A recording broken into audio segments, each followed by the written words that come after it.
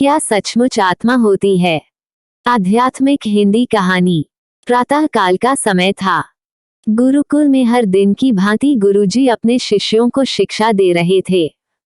आज का विषय था आत्मा। आत्मा के बारे में बताते हुए गुरुजी ने गीता का ये श्लोक बोला, नैन छिन्दन्ति शस्त्राणि नैन दहति पावकः न चैन क्लेदयन्त्यपो न शोषयति मारुतः। अर्थात आत्मा को न शस्त्र छेद सकते हैं, न अग्नि जला सकती है, न जल उसे गला सकता है और न हवा उसे सुखा सकती है। इस आत्मा का कभी भी विनाश नहीं हो सकता है, यह अविनाशी है। ये सुनकर एक शिष्य को जिज्ञासा हुई। वह बोला, किंतु गुरुवर यह कैसे संभव है?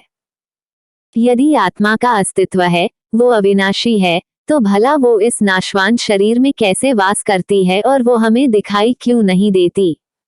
क्या सचमुच आत्मा होती है?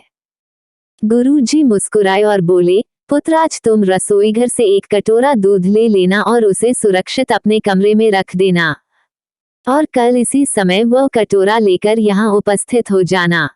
अगले दिन शिष्य कटोरा लेकर उपस्थित हो गया। गुरुजी ने पूछा, क्या दूध आज भी पीने योग्य है? शिष्य बोला, नहीं गुरुजी, ये तो कल रात ही फट गया था। लेकिन इसका मेरे प्रश्न से क्या लेना देना? गुरुजी शिष्य की बात काटते हुए बोले, आज भी तुम रसोई में जाना और एक कटोरा दही ले लेना और कल इसी समय कटोरा लेकर यहाँ उपस्थित हो जाना। अगले दिन शिष्य सही समय पर उपस्थित हो गया। गुरुजी ने पूछा, क्या दही आज भी उपभोग हेतु ठीक है? शिष्य बोला, जी हाँ गुरुजी, ये अभी भी ठीक है। अच्छा ठीक है, कल तुम फिर इसे लेकर यहाँ आना, गुरुजी ने आदेश दिया। अगले दिन जब गुरुजी ने शिष्य से दही के बारे में पूछा तो उसने बताया कि दही में खटास आ चुकी थी और वह कुछ खराब लग रही है। इस पर गुरुजी ने कटोरा एक तरफ रखते हुए कहा, कोई बात नहीं, आज तुम रसोई से एक कटोरा घी लेकर जाना और उसे तब लेकर आना जब वो खराब हो जाए। दिन बीतते गए पर घी खराब नहीं हुआ और शिष्य रोज खाली हाथ ही गुरु के समक्ष उपस्थित होता रहा। फिर एक दिन शिष्य से रहा नहीं गया और उसने पूछ ही लिए, गुरुवर मैंने बहुत दिनों पहले आपसे प्रश्न किया था कि यदि आत्मा का अस्तित्व है, वो अविनाशी है, तो भला वो इस नाशवान शरीर में कैसे वास करती है और वह हमें दिखाई क्यों नहीं देती? क्या सचमुच आत्मा होती है? पर उसका उत्तर देने की बजाय आपने मुझे दूध, दही, घी में उलझा दिया। क्या आपके पास इसका कोई उत्तर नहीं है? इस बार गुरुजी गंभीर होते हुए बोले, वत्स मैं ये सब तुम्हारे प्रश्न का उत्तर देने के लिए ही तो कर रहा था। देखो दूध, दही और घी सब दूध का ही हिस्सा हैं, लेकिन दूध एक दिन में खराब हो जाता है, दही 2-3 दिनों में, लेकिन शुद्ध घी कभी खराब नहीं होता। इसी प्रकार आत्मा इस नाशवान शरीर में होते हुए भी ऐसी है कि उसे कभी नष्ट नहीं किया जा सकता।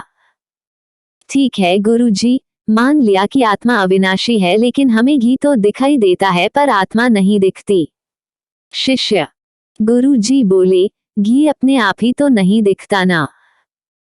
पहले दूध में जामन डालकर दही में बदलना पड़ता है, फिर दही को मथकर उसे मक्खन में बदला जाता है, फिर कहीं जाकर जब मक्खन को सही तापमान पर घंटों पिघलाया जाता है तब जाकर घी बनता है।